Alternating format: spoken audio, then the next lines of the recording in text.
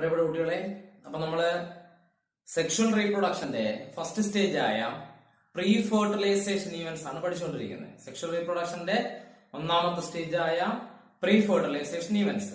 അപ്പൊ pre fertilisation ഈവന്റ്സിനകത്ത് രണ്ട് കാര്യങ്ങളാണ് വരുന്നത്, രണ്ട് ഈവന്റുകളാണ്. അതുകൊണ്ട് പ്രീ ഫെർട്ടിലൈസേഷൻ ഈവന്റ്സ് എന്ന് പറയുന്നത് രണ്ട് ഈവന്റുകൾ ഉണ്ട് അവിടെ. ഒന്ന് ഗാമീറ്റോജനസിസും രണ്ട് ഗാമീറ്റോ ട്രാൻസ്ഫറും. അപ്പൊ നമ്മളിപ്പോ പഠിച്ചുകൊണ്ടിരിക്കുന്നത് എന്താ? പ്രീ ഫെർട്ടിലൈസേഷന്റെ ഒന്നാമത്തെ ഈവന്റ് ആയ ഗാമീറ്റോജനസിസ് ആണ്. അപ്പൊ ഗാമീറ്റോജനസിനകത്ത് നമുക്കൊരു ചെറിയ പോർഷൻ കൂടിയാണ് പഠിക്കുകയുള്ളൂ. അതുകൂടി പഠിക്കുമ്പോൾ എന്ത് കംപ്ലീറ്റ് ആവും? ഗാമീറ്റോജനസിസ് കംപ്ലീറ്റ് ആവും. അത് കഴിഞ്ഞിട്ട് നമ്മൾ എന്ത് പഠിക്കും? ഗാമീറ്റോ ട്രാൻസ്ഫർ. അപ്പൊ ഈ ഗാമീറ്റോജനസിസും ഗാമീറ്റോ ട്രാൻസ്ഫറും കൂടി ആവുമ്പോഴേ എന്ത് കംപ്ലീറ്റ് ആവുള്ളൂ?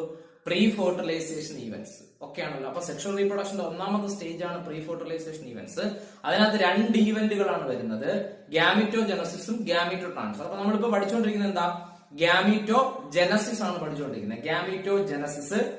ആ ഗാമീറ്റോ ജനസിനകത്തിന് ഒരു ടോപ്പിക് കൂടി പഠിക്കാനുണ്ട്, ഒരു മൊണീഷ്യസ് ഡയേഷ്യസ്, ഒരു കൺസെപ്റ്റ്. എന്താണ് മൊണീഷ്യസ്, എന്താണ് ഡയേഷ്യസ്? Monoecious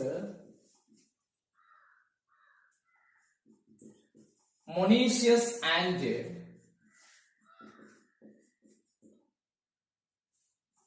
dioecious. അപ്പൊ എന്താണ് മൊണീഷ്യസ്, എന്താണ് ഡയേഷ്യസ്? അപ്പൊ നമ്മളിത് പ്ലസ് വണ്ണിൽ കേട്ടിട്ടുള്ള ഒരു ടേം ആണ്. പ്ലസ് വൺ നിങ്ങൾ സോളജിക്കകത്ത് കേട്ടിട്ടുള്ള ഒരു ടേം ആണ് മൊണീഷ്യസ്, ഡയേഷ്യസ്. അപ്പൊ ഇത് തമ്മിലുള്ള ഡിഫറൻസ് മനസ്സിലാക്കാം. എന്താണ് മൊണീഷ്യസ്, എന്താണ് ഡയേഷ്യസ്? അപ്പൊ മൊണീഷ്യസിന്റെ മീനിങ് തന്നെ sexes are not separated. Sexes are not separated ആണ്. Sexes are not separated. Sexes are not separated. Sex എന്ത് ചെയ്തിട്ടില്ല? സെപ്പറേറ്റ് ചെയ്തിട്ടില്ല. Sexes are not separated. അതായത് അവിടെ മെയിലോ ഫീമെയിലോ എന്നിങ്ങനെ രണ്ട് ഇൻഡിവിജ്വൽ ഇല്ല. മെയില് ഫീമെയിൽ എന്നിങ്ങനെ രണ്ട് ഇൻഡിവിജ്വൽസ് ഇല്ല. അങ്ങനെയുള്ള ആരെ നമുക്കറിയാം? നമ്മൾ പ്ലസ് വണ്ണിൽ പഠിക്കുന്നുണ്ട് എർത്ത് വേം. ഇപ്പൊ ഇതൊരു എർത്ത് വേം ആണെന്ന് നിങ്ങൾ വിചാരിക്കുക. ഈ എർത്ത് വേം നമുക്ക് മെയിൽ എന്നോ ഫീമെയിൽ എന്നോ വിളിക്കാൻ പറ്റൂല. ഇതിനെ മെയിൽ എന്നും വിളിക്കാൻ പറ്റൂല, ഫീമെയിൽ എന്നും വിളിക്കാൻ പറ്റില്ല. രണ്ടും വിളിക്കാൻ പറ്റില്ല. മെയിൽ എന്നും വിളിക്കാൻ പറ്റൂല, ഫീമെയിൽ എന്നും വിളിക്കാൻ പറ്റില്ല. എന്താ കാരണം? ഈ എർത്ത് വേമിനകത്ത് മെയിൽ റീപ്രൊഡക്റ്റീവ് പാർട്ടായ ടെസ്റ്റിസും ഉണ്ട്, ഫീമെയിൽ റീപ്രൊഡക്റ്റീവ് പാർട്ടായ ഓവറിയും ഉണ്ട്. രണ്ടും ഒരെണ്ണത്തിൽ വരെയാണ്. മെയിൽ റീപ്രൊഡക്റ്റീവ് പാർട്ടായ ടെസ്റ്റിസ് ഇവിടെയുണ്ട്, ഫീമെയിൽ റീപ്രൊഡക്റ്റീവ് പാർട്ടായ ഓവറി. രണ്ടും ഒരു ഇൻഡിവിജ്വൽ വരെയാണ്. അങ്ങനെ വരുന്ന കണ്ടീഷൻ, അതിപ്പോ പ്ലാന്റ് ആയാലും അനിമൽ ആയാലും ആൽഗ ആയാലും ബ്രയോഫൈറ്റ് ആയാലും ആരായാലും ഫംഗസുകളായാലും ആരായാലും ഇങ്ങനെ ഒരു കണ്ടീഷൻ വന്നാൽ അതിനെ നമുക്ക് എന്ത് വിളിക്കാം? മൊണീഷ്യസ്. കാരണം ഇവിടെ ഇപ്പം മനുഷ്യനെടുത്ത് മെയിലും ഫീമെയിലും സെപ്പറേറ്റ് ചെയ്തിട്ടുണ്ട്. മെയിൽ റീപ്രൊഡക്റ്റീവ് പാർട്ടുള്ളത് മെയില്, ഫീമെയിൽ റീപ്രൊഡക്റ്റീവ് പാർട്ടുള്ളത് ഫീമെയിൽ. പക്ഷെ ഇതിനെ അങ്ങനെ പറയാൻ പറ്റുമോ? ഇവിടെ ഒരു ഇൻഡിവിജ്വലിൽ തന്നെ മെയിൽ റീപ്രൊഡക്റ്റീവ് പാർട്ടുണ്ട്, ഫീമെയിൽ റീപ്രൊഡക്റ്റീവ് പാർട്ടുണ്ട്. അതാണ് മൊണീഷ്യസിന്റെ meaning. Sexes are not separated. Example പറഞ്ഞാൽ ഞാൻ ഈ പറഞ്ഞത് എർത്ത് വേം, ലീച്ച്, സ്പോഞ്ച്, ടാപ്പ് വേം, ഇവരൊക്കെ എന്തിന് എക്സാമ്പിളാ? മൊണീഷ്യസിന് എക്സാമ്പിൾ. ഇപ്പൊ പ്ലാന്റ് എടുത്തു കഴിഞ്ഞാൽ ബൈസെക്ഷൽ ഫ്ലവർ, ഒരു ഫ്ലവറിൽ തന്നെ മെയിൽ റീപ്രൊഡക്റ്റീവ് പാർട്ടും വരും, അതേ ഫ്ലവറിൽ തന്നെ ഫീമെയിൽ റീപ്രൊഡക്റ്റീവ് പാർട്ടും വരും. അങ്ങനെയുള്ള ഫ്ലവേഴ്സ് ഉണ്ട്. ഒരു മെജോറിറ്റി ഫ്ലവർ അങ്ങനെയാണ്, നമ്മൾ ബൈസെക്ഷൽ ഫ്ലവർ എന്ന് വിളിക്കും. ഇതേ കണ്ടീഷൻ ആൽഗയിലും ഫംഗസിലോ ബ്രയോഫൈറ്റിലോ വരാം. ഉദാഹരണം പറഞ്ഞാൽ നമ്മൾ ആൽഗയും ബ്രയോഫൈറ്റിനും പ്ലാന്റ് ബോഡി എന്ന് പറയാറില്ല, നമ്മൾ താലസ് എന്നേ പറയാറില്ല. കാരണം എന്താ? അവിടെ റൂട്ട് എന്നോ സ്റ്റെം എന്നോ ലീഫ് എന്നോ അവരുടെ ബോഡിയെ സെപ്പറേറ്റ് ചെയ്തിട്ടില്ല. അപ്പൊ നമ്മൾ ഈ ആൽഗയോ ബ്രയോഫൈറ്റോ ഫംഗസോ എടുക്കുകയാണെങ്കിൽ ഒരു താലസിൽ തന്നെ, താലസ് എന്ന് ഉദ്ദേശിക്കുന്ന ഒരു ചെടി എന്നാണ്, ഒരു താലസിൽ തന്നെ മെയിൽ റീപ്രൊഡക്റ്റീവ് പാർട്ടും അതേ താലസിൽ തന്നെ ഫീമെയിൽ റീപ്രൊഡക്റ്റീവ് പാർട്ടും ഉണ്ടെങ്കിൽ, അങ്ങനെ എല്ലാ ആൽഗയോ എല്ലാ ഫംഗസോ അങ്ങനെയാണോ നല്ല എന്റെ മീനിങ്, അങ്ങനെയുള്ള ആൽഗയോ ഫംഗസോ ബ്രയോഫൈറ്റോ ഉണ്ടെങ്കിൽ അവർ നമ്മൾ ഹോമോതാലിക് എന്ന് വിളിക്കും. അത് മൊണീഷ്യസ് ആണ്. അപ്പൊ ഞാൻ ഈ പറഞ്ഞ എല്ലാ കണ്ടീഷനും മൊണീഷ്യസ് ആണ്. അപ്പൊ മൊണീഷ്യസ് എന്ന് പറഞ്ഞാൽ അതിന്റെ meaning sexes are not separated. Sexes separate ചെയ്തിട്ടില്ല. രണ്ട് സെക്സും, അതായത് മെയിൽ റീപ്രൊഡക്റ്റീവ് പാർട്ടും ഫീമെയിൽ റീപ്രൊഡക്റ്റീവ് പാർട്ടും ഒറ്റ ഇൻഡിവിജ്വലിൽ തന്നെ കാണും. അപ്പൊ അങ്ങനെയുള്ള കണ്ടീഷൻ അനിമലുകളിൽ വരുമ്പോൾ നമ്മൾ നേരത്തെ കണ്ടതാണ്. അനിമൽസിൽ അങ്ങനെയുള്ള കണ്ടീഷൻ വന്നാൽ, അനിമൽസ് എന്ന് പറയുമ്പോൾ ആരാണ് അവിടെ അനിമലായിട്ട് വന്നത്? എർത്ത് വേം, ടാപ്പ് വേം, നമുക്ക് ഓർമ്മയുണ്ടല്ലോ. എർത്ത് വേമിന് എക്സാമ്പിൾ ആണ്, ലീച്ച് ഇതിന് എക്സാമ്പിൾ ആണ്, ടാപ്പ് വേം ഇതിന് എക്സാമ്പിൾ ആണ്. ഇവരിലൊക്കെ ഈ കണ്ടീഷൻ വരുമ്പോ, ടാപ്പ് വേം അതുപോലെ സ്പോഞ്ച്, ഇവരിലെല്ലാം ഈ കണ്ടീഷൻ വരുമ്പോൾ നമ്മൾ വിളിക്കുന്ന പേരാണ് ഹെർമാഫ്രോഡൈറ്റ്. നിങ്ങൾ കേട്ടിട്ടുണ്ടായിരിക്കും ആ പേര്, ഹെർമാഫ്രോഡൈറ്റ്. ഹെർമാഫ്രോഡൈറ്റ് എന്ന് നിങ്ങൾ കേട്ടിട്ടില്ലേ? ഹെർമാഫ്രോഡൈറ്റ് എന്ന്. അപ്പം ഈ മൊണീഷ്യസ് കണ്ടീഷൻ തന്നെ അനിമലുകളിൽ വരുമ്പോൾ വിളിക്കുന്ന പേര് ഹെർമാഫ്രോഡൈറ്റ് എന്നാണ്. ഹെർമാഫ്രോഡൈറ്റ് അല്ലെ? സംഗതി എന്ത് തന്നെ? ഹെർമാഫ്രോഡൈറ്റ് എന്ന് പറഞ്ഞാൽ സംഭവം മൊണീഷ്യസ് തന്നെ. Sexes are not separate. ആ കണ്ടീഷൻ ഇവിടെ വന്നപ്പോൾ അനിമലുകളിൽ വന്നപ്പോഴാണ് നമ്മൾ എന്ത് വിളിച്ചത്? ഹെർമാഫ്രോഡൈറ്റ് എന്ന് വിളിച്ചത്. ഇതേ കണ്ടീഷൻ ഒരു ആൽഗയിലോ അതുപോലെ ഫംഗസിലോ ബ്രയോഫൈറ്റ്സിലോ വന്നാൽ, ഈ കണ്ടീഷൻ ആൽഗയിലോ ഫംഗസിലോ ബ്രയോഫൈറ്റ്സിലോ വന്നാൽ, എന്റെ അർത്ഥം ഞാൻ പറഞ്ഞു, ഒരു താലസിൽ തന്നെ, ഒരു ചെടിയിൽ തന്നെ, ഒരു താലസിൽ തന്നെ മെയിൽ റീപ്രൊഡക്റ്റീവ് പാർട്ടും അതേ താലസിൽ തന്നെ ഫീമെയിൽ റീപ്രൊഡക്റ്റീവ് പാർട്ടും, അങ്ങനെയുള്ള ആൽഗയോ ബ്രയോഫൈറ്റോ ഫംഗസോ ഉണ്ടെങ്കിൽ ആ കണ്ടീഷൻ നമ്മൾ വിളിക്കുന്ന പേര് ഹോമോതാലിക് എന്ന. ആ കണ്ടീഷൻ നമ്മൾ എന്ത് വിളിക്കും? ഹോമോതാലിക്. അപ്പൊ ഹോമോതാലിക് എന്ന് പറഞ്ഞാലും ഹെർമാഫ്രോഡൈറ്റ് എന്ന് പറഞ്ഞാൽ എല്ലാം എന്തിനെ റെപ്രസെന്റ് ചെയ്യുന്നു? മൊണീഷ്യസ് തന്നെയാണ്. ഓക്കെ ആണല്ലോ. ഇനി ഇതേപോലത്തെ ഒരു കണ്ടീഷൻ ഒരു ഫ്ലവറിൽ വന്നാൽ നമ്മൾ അതിനെ എന്ത് വിളിക്കും? ഈ കണ്ടീഷൻ, അതായത് മെയിൽ റീപ്രൊഡക്റ്റീവ് പാർട്ടായ സ്റ്റേമനും ഫീമെയിൽ റീപ്രൊഡക്റ്റീവ് പാർട്ടായ പിസ്റ്റിലും ഒരു ഫ്ലവറിൽ തന്നെ ഉണ്ടെങ്കിൽ ബൈസെക്ഷൽ എന്ന് വിളിക്കും. അപ്പൊ ഈ കണ്ടീഷൻ ഇവിടെ വരുമ്പോൾ, ഒരു ഫ്ലവറിൽ വരുമ്പോൾ നമ്മൾ എന്ത് വിളിക്കും? ബൈസെക്ഷൽ. അപ്പൊ നമ്മൾ മനസ്സിലാക്കേണ്ടത്, ബൈസെക്ഷൽ എന്ന് പറഞ്ഞാൽ, അല്ലെങ്കിൽ ഹോമോതാലിക് എന്ന് പറഞ്ഞാൽ, അല്ലെങ്കിൽ ഹെർമാഫ്രോഡൈറ്റ് എന്ന് പറഞ്ഞാൽ, ഇതെല്ലാം റെപ്രസെന്റ് ചെയ്യുന്ന എന്തിനെ തന്നെ? മൊണീഷ്യസ്. ഈ പറഞ്ഞ എല്ലാം മൊണീഷ്യസിന്റെ ആൾട്ടർനേറ്റ് ടേംസ് ആണ്. മൊണീഷ്യസ് കണ്ടീഷൻ അനിമലിൽ വരുമ്പോൾ ഹെർമാഫ്രോഡൈറ്റ്, മൊണീഷ്യസ് കണ്ടീഷൻ ആൽഗയിലോ ഫംഗസിലോ ബ്രയോഫൈറ്റിലോ വരുമ്പോൾ ഹോമോതാലിക്, മൊണീഷ്യസ് കണ്ടീഷൻ ഒരു ഫ്ലവറിൽ വന്നാൽ ബൈസെക്ഷൽ. അപ്പൊ എന്താ monoecious? Sexes are not separated. ഒരു ഇൻഡിവിജ്വലിൽ തന്നെ രണ്ട് റീപ്രൊഡക്റ്റീവ് പാർട്ടും വരുന്നു. ഒറ്റ ഇൻഡിവിജ്വലിൽ തന്നെ മെയിൽ റീപ്രൊഡക്റ്റീവ് പാർട്ടും അതേ ഇൻഡിവിജ്വലിൽ തന്നെ ഫീമെയിൽ റീപ്രൊഡക്റ്റീവ് പാർട്ടും വരുന്നു. ഈ കണ്ടീഷൻ നമ്മൾ വിളിക്കുന്ന പേരാണ് മൊണീഷ്യസ്. ഇനി എന്താണ് ഡൈഷ്യസ്? അടുത്ത ഡൈഷ്യസിലേക്ക് വന്നേ. സെക്സസ് ആർ സെപ്പറേറ്റഡ് എന്നാണ്. സെക്സസ് ആർ സെപ്പറേറ്റഡ് എന്നാണ് അതിന്റെ അർത്ഥം. എന്താണ് സെപ്പറേറ്റഡ്? Sexes R separated. ഇപ്പം ഞാൻ പറഞ്ഞ ഹ്യൂമൻ, നിങ്ങള് പ്ലസ് വണ്ണില് എന്ത് പഠിച്ചു? കോക്രോച്ച് പഠിച്ചു, പാറ്റ. മെയിലും ഫീമെയിലും സെപ്പറേറ്റ് ഉണ്ട്. മനുഷ്യനടുത്ത് മെയിലും ഫീമെയിൽ സെപ്പറേറ്റ് അല്ലേ? മെയിൽ റീപ്രൊഡക്റ്റീവ് പാർട്ടുള്ള ആളാണോ അത് മെയില്, ഫീമെയിൽ റീപ്രൊഡക്റ്റീവ് പാർട്ടുള്ള ഒരു ഫീമെയിൽ, അവിടെയും സെപ്പറേറ്റഡ് അല്ലേ? അപ്പൊ സെക്സസ് ആർ സെപ്പറേറ്റഡ് എന്നാണ് എന്തിന്റെ അർത്ഥം? ഡൈഷ്യസ്. നമ്മൾ മലയാളത്തിൽ പറഞ്ഞ ആൺ പെൺ അങ്ങനെ രണ്ടായിട്ട് തിരിച്ചിട്ടുണ്ട്. മെയിൽ എന്നും ഫീമെയിൽ എന്നും ഓർഗാനിസംസിനെ തിരിച്ചിട്ടുണ്ട് അല്ലേ? അപ്പൊ അവിടെ ഈ dioecious condition, sexes R separated ആയ കണ്ടീഷൻ അനിമൽസിൽ വന്നാൽ വേറെ പേരൊന്നുമില്ല. അനിമൽസിൽ ഈ കണ്ടീഷനെ ഡൈഷ്യസ് തന്നെ വിളിക്കും കേട്ടോ. അപ്പൊ നമുക്ക് ഇവിടെ ഒരു വ്യത്യാസം മനസ്സിലാക്കി. ഈ മൊണീഷ്യസ് കണ്ടീഷൻ അനിമലിൽ വന്നപ്പോ ഹെർമാഫ്രോഡൈറ്റ് എന്ന് വിളിച്ചു. പക്ഷെ ഡൈഷ്യസ് കണ്ടീഷൻ അനിമലിൽ വന്നപ്പോ വേറെ പേരില്ല. എന്തെന്ന് തന്നെ വിളിക്കും? ഡൈഷ്യസ് എന്ന് തന്നെ വിളിക്കും. വേറെ ഒരു പേരും ഇല്ല. അപ്പം ഡൈഷ്യസ് കണ്ടീഷൻ അനിമൽസിൽ വന്നാൽ ഡൈഷ്യസ് തന്നെ പറയും. പക്ഷെ മൊണീഷ്യസ് കണ്ടീഷൻ അനിമൽസിൽ വന്നപ്പോ എന്ത് പേരുണ്ടായിരുന്നു? ഹെർമാഫ്രോഡൈറ്റ് എന്നൊരു പേരുണ്ടായിരുന്നു. ഓക്കെ. ഇനി ഈ ഡൈഷ്യസ് കണ്ടീഷൻ എവിടെ വന്നാൽ ആൽഗെ, അതുപോലെ തന്നെ ബ്രയോഫൈറ്റ്സ്, അതുപോലെ തന്നെ ഫംഗസുകൾ, ഇവരിലൊക്കെ ഈ കണ്ടീഷൻ വന്നാൽ ഇവിടെ നമ്മൾ ഹോമോതാലിക് എന്ന് വിളിച്ചാൽ ഇവിടെ നമ്മൾ ഹെറ്ററോതാലിക് എന്ന് വിളിക്കും. ഹെറ്ററോതാലിക് എന്ന് വിളിക്കും. കണ്ടോ? ഒരു ആൽഗെ എടുത്തു കഴിഞ്ഞാൽ അതിൽ ഒന്നുകിൽ മെയിൽ റീപ്രൊഡക്റ്റീവ് പാർട്ട് മാത്രം, അല്ലെങ്കിൽ ഫീമെയിൽ റീപ്രൊഡക്റ്റീവ്, ഏതെങ്കിലും ഒന്നേ കാണും. ഒരു ഫംഗസോ ബ്രയോഫൈറ്റോ എടുത്താൽ ഇതുപോലെ ഒന്നുകിൽ മെയിൽ റീപ്രൊഡക്റ്റീവ് പാർട്ട് അല്ലെങ്കിൽ ഏതെങ്കിലും ഒന്നേ വരും. അപ്പൊ male and female reproductive part രണ്ട് സെപ്പറേറ്റ് ഇൻഡിവിജ്വൽസിനാണ് ഇരിക്കുന്നതെങ്കിൽ, അപ്പൊ അതിനൊരു എക്സാമ്പിൾ ആയിട്ട് ഞാൻ ഒരു കാര്യം കാണിച്ചില്ല. ഇപ്പൊ ഇത് രണ്ട് ആൽഗകളുടെ രണ്ട് താലസ് എന്ന് വിചാരിച്ചു. രണ്ട് താലസ് ആണ്. അപ്പൊ മെയിൽ റീപ്രൊഡക്റ്റീവ് പാർട്ട് ഒരു താലസിലും ഫീമെയിൽ റീപ്രൊഡക്റ്റീവ് പാർട്ട് വേറെ താലസിലും, രണ്ട് ചെടികളാണ്. അതിപ്പോ ആൽഗെ ആയാലും ബ്രയോഫൈറ്റ് ആയാലും ഡെഡോഫൈറ്റ് ആയാലും ഒന്ന് ഇതിൽ മെയിൽ റീപ്രൊഡക്റ്റീവ് പാർട്ട്, ഇതിലാണ് ഫീമെയിൽ റീപ്രൊഡക്റ്റീവ് പാർട്ട്. അപ്പൊ രണ്ടിടത്താ വരുന്നത്. അങ്ങനെ വന്നു കഴിഞ്ഞാൽ അതിനെയാണ് നമ്മൾ ഡൈഷ്യസ്. അങ്ങനെയാണെങ്കിൽ ആ ഡൈഷ്യസ് കണ്ടീഷൻ ആൽഗയിലോ ബ്രയോഫൈറ്റിലോ ഫംഗസിലോ വന്നാൽ ഹെറ്ററോതാലിക് എന്ന് വിളിക്കും. ഇനി ഈ കണ്ടീഷൻ, അതായത് ഡൈഷ്യസ് കണ്ടീഷൻ ഒരു ഫ്ലവറിൽ വന്നാൽ എന്ത് വിളിക്കും? ഇവിടെ നമ്മൾ ബൈസെക്ഷൽ എന്ന് വിളിച്ചാൽ ആ കണ്ടീഷൻ അവിടെ വരുമ്പോൾ എന്ത് വിളിക്കും? യൂണിസെക്ഷൽ എന്ന് വിളിക്കും. യൂണിസെക്ഷൽ. അപ്പൊ ഡൈഷ്യസ് കണ്ടീഷൻ ഒരു ഫ്ലവറിൽ വന്നാൽ യൂണിസെക്ഷൽ. പക്ഷെ അവിടെ ഒരു പ്രശ്നമുണ്ട്. ഒരു ഫ്ലവർ എന്ന് പറയുമ്പോൾ ഒന്നുകിൽ മെയിൽ റീപ്രൊഡക്റ്റീവ് പാർട്ടായ സ്റ്റേമൻ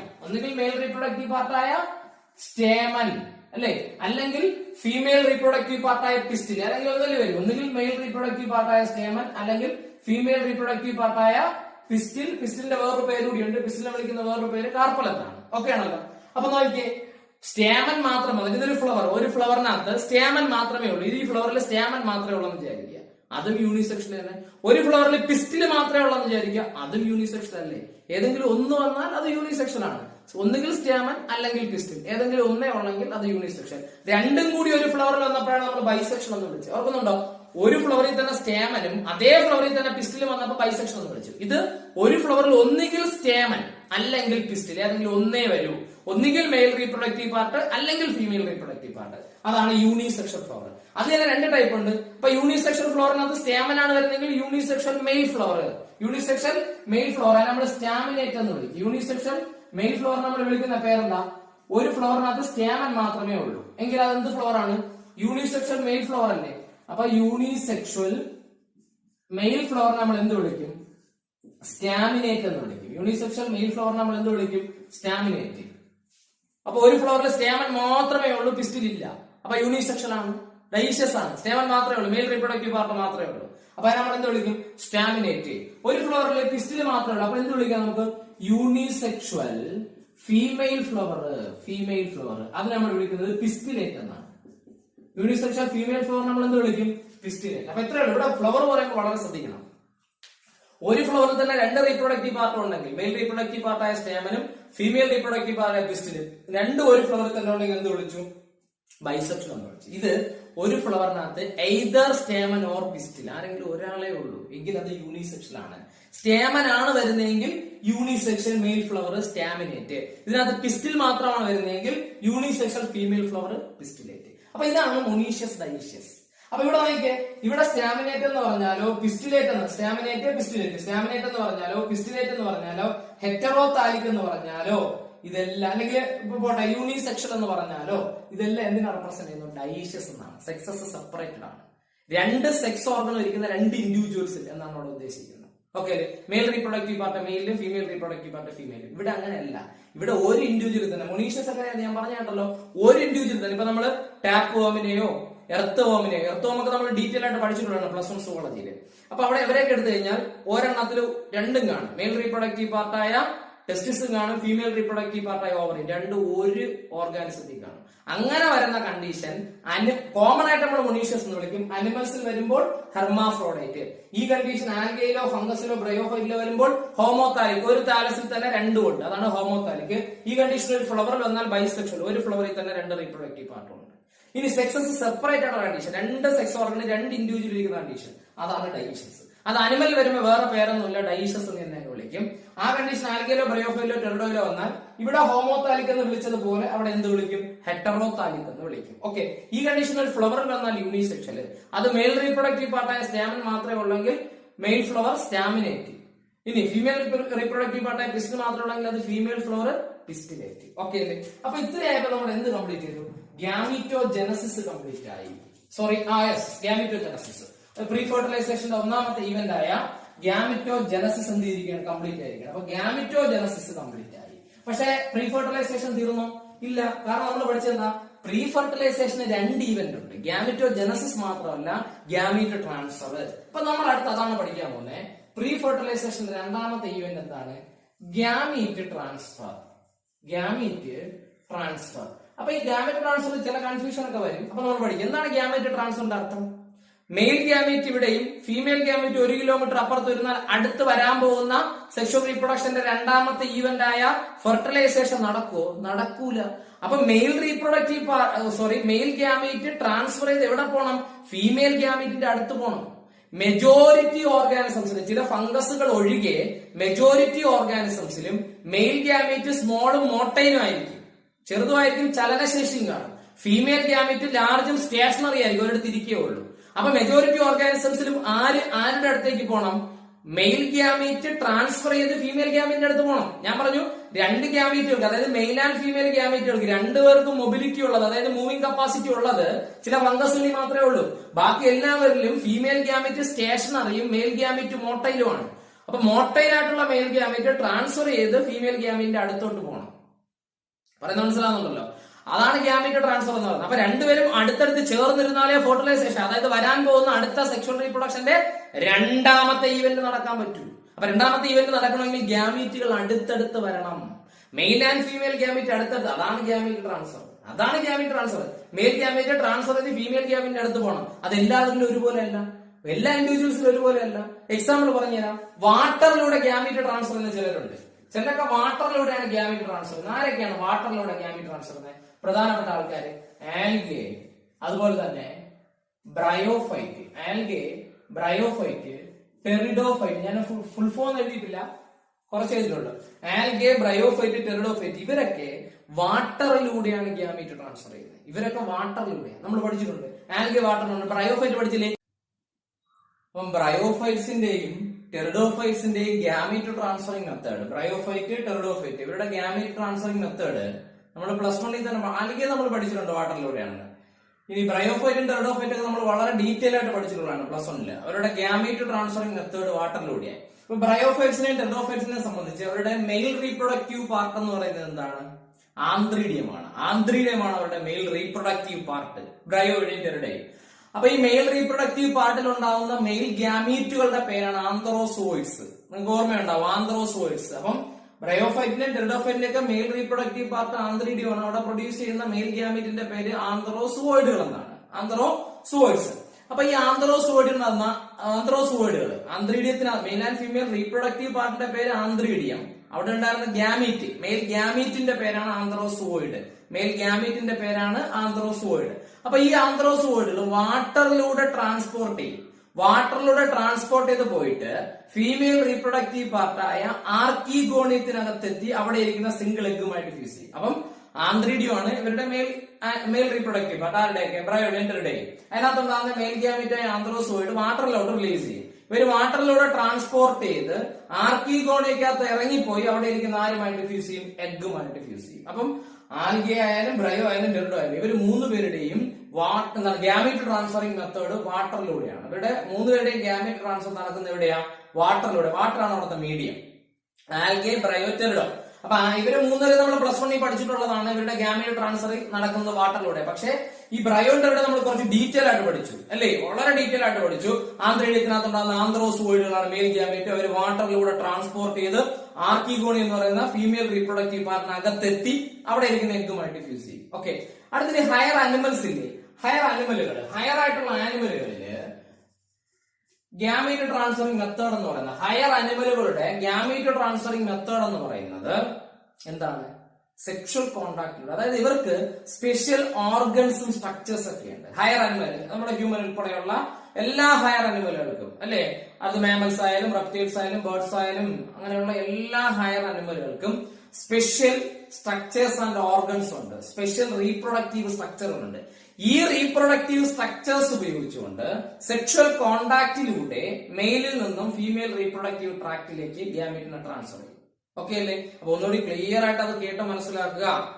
ഹയർ അനിമലുകളിൽ സ്പെഷ്യൽ ഓർഗനുകളും സ്ട്രക്ചേഴ്സ് ഉണ്ട്. പ്രത്യേക, മലയാളത്തിൽ പറഞ്ഞാൽ പ്രത്യേക അവയവ ഭാഗങ്ങളുണ്ട് ഗ്യാമീറ്റ് ട്രാൻസ്ഫർ ചെയ്യാൻ. അപ്പൊ മെയിൽ റീപ്രൊഡക്റ്റീവ് പാർട്ടിൽ നിന്ന് ഫീമെയിൽ റീപ്രൊഡക്റ്റീവ് ട്രാക്റ്റിലേക്ക് മെയിൽ ഗ്യാമീറ്റിനെ എന്ത് ചെയ്യും? ട്രാൻസ്ഫർ ചെയ്ത് കൊടുക്കും. എന്തിലൂടെ? മെയിലും ഫീമെയിലുമായിട്ടുള്ള സെക്ഷൽ കോണ്ടാക്റ്റിലൂടെ. മെയിലും ഫീമെയിലുമായിട്ടുള്ള സെക്ഷൽ കോണ്ടാക്റ്റിലൂടെ മെയിലിൽ നിന്ന് ഫീമെയിൽ റീപ്രൊഡക്റ്റീവ് ട്രാക്റ്റിലേക്ക് എന്ത് ചെയ്യും? ഗ്യാമീറ്റിനെ ട്രാൻസ്ഫർ. അപ്പം ഹയർ അനിമലുകളിൽ ഇങ്ങനെ പറഞ്ഞാൽ മതി, എന്തുണ്ട്? സ്പെഷ്യൽ ഓർഗൻസ് ആൻഡ് സ്ട്രക്ചേഴ്സ് ഉണ്ട്. ഇതുപയോഗിച്ച് സെക്ഷൽ കോണ്ടാക്റ്റിലൂടെ മെയിലിൽ നിന്ന് ഫീമെയിൽ റീപ്രൊഡക്റ്റീവ് ട്രാക്റ്റിലേക്ക് എന്ത് ചെയ്യുന്നു? ഗ്യാമീറ്റിനെ ട്രാൻസ്ഫർ ചെയ്ത് കൊടുക്കുന്നു. ഓക്കെ. അടുത്തത് പ്ലാന്റ്സിലാണെങ്കിൽ എങ്ങനെയാണ്? പ്ലാന്റ്സിലാണ് നമുക്കറിയാം പോളിനേഷനിലൂടെയാണ്. പോളിനേഷൻ നമ്മളെല്ലാവരും കേട്ടിട്ടുള്ള ഒരു കാര്യമാണ് ഈ പോളിനേഷൻ. എന്താണ് പോളിനേഷൻ? നമ്മൾ transfer of pollen grain from anther to stigma of a flower. ഒരു ഫ്ലവറിന്റെ ആന്തറിൽ നിന്ന്, ഒരു ഫ്ലവറിന്റെ എവിടെ നിന്നാ? ആന്തറിൽ. ഇതാണ് ആന്തർ. ഈ ആന്തറിനകത്ത് നമ്മള് പ്ലാന്റ് കിങ്ഡം എന്ന് പറയുന്ന ചാപ്റ്റർ, കഴിഞ്ഞ വർഷം പ്ലാന്റ് കിങ്ഡം എന്ന് പറഞ്ഞ ചാപ്റ്ററിനകത്ത് പഠിച്ചിട്ടുള്ള ആന്തറിനകത്താണ് പോളൻ ഗ്രെയിൻസ് ഡെവലപ്പ് ചെയ്യുന്നത്. അല്ലെങ്കിൽ ആന്തറിനകത്ത് നിന്നാണ് പോളൻ ഗ്രെയിൻസ് ഡെവലപ്പ് ചെയ്യുന്നത്. ഈ ആന്തറിൽ ഡെവലപ്പ് ചെയ്യുന്ന പോളൻ ഗ്രെയിൻസ് ആന്തർ പൊട്ടുമ്പോൾ പോളൻ ഗ്രെയിൻ പുറത്തേക്ക് വരും. ഈ പോളൻ ഗ്രെയിനകത്താണ് മെയിൽ ഗ്യാമീറ്റ് ഇരിക്കുന്നത്. ആന്തറിനകത്തുള്ള പോളൻ ഗ്രെയിനകത്താണ്, ആന്തറിൽ പ്രൊഡ്യൂസ് ചെയ്യപ്പെടുന്ന പോളൻ ഗ്രെയിനകത്താണ് മെയിൽ ഗ്യാമീറ്റ് ഇരിക്കുന്നത്. ഫീമെയിൽ ഗ്യാമീറ്റ് എവിടെ ആയിരിക്കുന്നത്? ഫീമെയിൽ ഗ്യാമീറ്റ് ഇരിക്കുന്നത് ഓവറിക്കുള്ളിലുള്ള ഓവ്യൂളിനകത്താണ്. അപ്പൊ ഓവറിൽ എന്തുണ്ട്? ഓവ്യൂളുകളുണ്ട്. ഇത് ഓവറിൽ എന്തുണ്ട്? ഓവ്യൂൾസ് ഉണ്ട്. ഓവറിയില് ഓവ്യൂൾസ് ഉണ്ട്. ഇതാണ് ഓവ്യൂൾസ്. അപ്പൊ ഈ ഓവ്യൂൾസിനകത്താണ് ഫീമെയിൽ എഗ് ഇരിക്കുന്നത്. അപ്പൊ 2 ഗ്യാമീറ്റ് ആയി. അപ്പൊ മെയിൽ ഗ്യാമീറ്റ് ഇരിക്കുന്നത് പോളൻ ഗ്രെയിനകത്തും ഫീമെയിൽ ഗ്യാമീറ്റ് ഇരിക്കുന്നത് ഓവറിക്കകത്തുമാണ്. അപ്പൊ ഇനി അടുത്ത നടക്കുന്ന പ്രോസസ് എന്താ? പോളിനേഷൻ. നമ്മൾ പഠിച്ചിട്ടുണ്ട്, കാറ്റിലൂടെയോ ഇൻസെക്റ്റുകൾ വഴിയോ ഈ പോളൻ ഗ്രെയിൻ വന്ന് എവിടെ വീഴും? സ്റ്റിഗ്മയിൽ വീഴും. ഈ പ്രോസസിന്റെ പേരാണ് പോളിനേഷൻ. ഈ വന്ന് വീണ പോളൻ ഗ്രെയിനകത്താണ് ആരിയിരിക്കുന്നത്? മെയിൽ ഗ്യാമീറ്റ് ഇരിക്കുന്നത്. വന്ന് വീണ പോളൻ ഗ്രെയിനകത്ത് ആരുണ്ട്? മെയിൽ ഗ്യാമീറ്റ് ഉണ്ട്. അപ്പൊ ഇതിനാണ് പോളിനേഷൻ എന്ന് പറയുന്നത്, transfer of pollen grain from anther to stigma.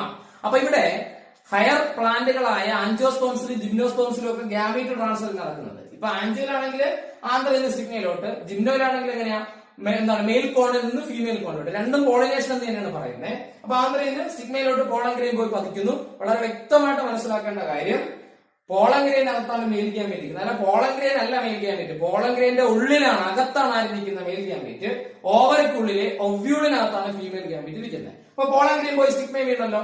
ഈ പോളൻ ഗ്രെയിൻ ഒരിക്കലും ഇറങ്ങി എവിടെ പോകാൻ പറ്റില്ല, ഓവറിക്കുള്ളിൽ പോകാൻ പറ്റില്ല. അപ്പൊ എന്ത് ചെയ്യും, പോളൻ ഗ്രെയിനിൽ നിന്ന് ഒരു പോളൻ ട്യൂബ് ഫോം ചെയ്യും. പോളൻ ഗ്രെയിനിൽ എന്ത് ഫോം ചെയ്യുന്നു, പോളൻ ട്യൂബ് ഫോം ചെയ്യും. ആ പോളൻ ട്യൂബ് വളർന്ന് എവിടെ എത്തി, ഓവറിക്കുള്ളിലെത്തി ഒവ്യൂളിനകത്തേക്ക് കടക്കും. അപ്പം സ്റ്റിഗ്മയിൽ പോയി വീണ പോളൻ ഗ്രെയിനിൽ നിന്ന് എന്ത് ഫോം ചെയ്തു, പോളൻ ട്യൂബ് ഫോം ചെയ്തു. ആ പോളൻ ട്യൂബ് സ്റ്റിഗ്മയിലൂടെ വളർന്ന് സ്റ്റൈലിലൂടെ വളർന്ന് എവിടെ എത്തി, ഓവറിക്കുള്ളിലെത്തി ഒവ്യൂളിനകത്തേക്ക് കടന്നു.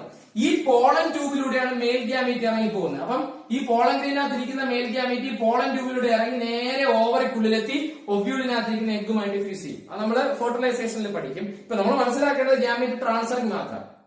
അപ്പം ഹയർ പ്ലാന്റുകളുടെ transferring method, gamete transferring method എന്ന് പറഞ്ഞാൽ എന്താണ്, പോളിനേഷൻ ആണ്. പോളൻ ഗ്രെയിനകത്താണ് മെയിൽ ഗ്യാമീറ്റ് ഇരിക്കുന്നത്, ഓവറിക്കകത്തുള്ള ഒവ്യൂളിനകത്താണ് ഫീമെയിൽ എഗ് അല്ലെങ്കിൽ ഫീമെയിൽ ഗ്യാമീറ്റ് ഇരിക്കുന്നത്. പോളൻ ഗ്രെയിൻ പോയി സ്റ്റിഗ്മയിൽ വീഴുന്നു. സ്റ്റിഗ്മയിൽ വീഴുന്ന പോളൻ ഗ്രെയിൻ ഇറങ്ങി ഓവറിക്കകത്ത് പോകാൻ പറ്റൂല. അതുകൊണ്ട് പോളൻ ഗ്രെയിൻ എന്ത് ഫോം ചെയ്യും, പോളൻ ട്യൂബ് ഫോം ചെയ്യും. പോളൻ ട്യൂബ് നേരെ ഇറങ്ങി എവിടെ എത്തി, ഓവറിക്കകത്ത് എത്തി ഒവ്യൂളിൽ എത്തിയിരിക്കുന്ന എഗ്ഗുമായിട്ട് ഫ്യൂസ് ചെയ്യും. ഓക്കെ അല്ലേ? അപ്പൊ ഇവിടെ അപ്പൊ നോക്കിക്കോണം, വാട്ടർ, ആൽഗെ, ബ്രയോ, ടെറിഡോഫൈറ്റ് ഒക്കെ വാട്ടറിലൂടെ ഗ്യാമീറ്റ് ട്രാൻസ്ഫർ ചെയ്യുന്നു. അനിമൽസ് ഒക്കെ ആണെങ്കിലോ, ഹയർ അനിമലുകൾക്കാണെങ്കിൽ അവർക്ക് എന്തുണ്ട്, സ്പെഷ്യൽ ഓർഗൻസ് ആൻഡ് സ്ട്രക്ചേഴ്സ് ഉണ്ട്. അത് ഉപയോഗിച്ച് സെക്ഷൽ കോൺടാക്റ്റിലൂടെ മെയിലിൽ നിന്ന് ഫീമെയിൽ റീപ്രൊഡക്റ്റീവ് ട്രാക്റ്റിലേക്ക് ഗ്യാമീറ്റ് ട്രാൻസ്ഫർ ചെയ്യുന്നു. അടുത്ത് പ്ലാന്റുകളാണെങ്കിൽ പോളിനേഷനിലൂടെ ഗ്യാമീറ്റ് ട്രാൻസ്ഫർ ചെയ്യുന്നു. അപ്പം ഗ്യാമിറ്റോജനസിസും ഗ്യാമീറ്റ് ട്രാൻസ്ഫറും കംപ്ലീറ്റ് ആയപ്പോ എന്ത് കഴിഞ്ഞു, ഗ്യാമിറ്റോജനസിസും ഗ്യാമീറ്റ് ട്രാൻസ്ഫറും കംപ്ലീറ്റ് ആയപ്പോ എന്ത് കഴിഞ്ഞു, പ്രീ ഫെർട്ടിലൈസേഷൻ കംപ്ലീറ്റ് ആയി. നമ്മൾ പഠിച്ചിട്ടുണ്ട് സെക്ഷൽ റീപ്രൊഡക്ഷന്റെ 3 ഇവന്റുകളിൽ ഒന്നാമത്തെ ഇവന്റ് ആണ് പ്രീ ഫെർട്ടിലൈസേഷൻ ഇവന്റ്സ്. അതിനുള്ളിൽ വരുന്ന 2 ഇവന്റുകളാണ്. ഒന്ന് എന്താണ്, ഗ്യാമീറ്റോജനസിസ്. എന്താ നമ്മൾ പഠിച്ചിട്ടുള്ളത്, the process of formation of haploid male and female gamete അല്ലേ. ഒരു ഡിപ്ലോയിഡ് ഗ്യാമീറ്റ് മദർ സെൽ അല്ലെങ്കിൽ മിയോസൈറ്റ്, മിയോസിസിന് വിധേയമായിട്ട് അതിൽ നിന്നുണ്ടാവും ഹാപ്ലോയിഡ് ഗ്യാമീറ്റ്സ് ഉണ്ടാവും. അത് ഗ്യാമീറ്റോജനസ്. നമ്മളിപ്പോ എന്ത് പഠിച്ചു, ഗ്യാമീറ്റ് ട്രാൻസ്ഫർ പഠിച്ചു, ഗ്യാമീറ്റ് ട്രാൻസ്ഫർ. അപ്പൊ 2 ഈവന്റുകൾ പഠിച്ചാണ്, ഗ്യാമീറ്റോജനസിസും ഗ്യാമീറ്റോ.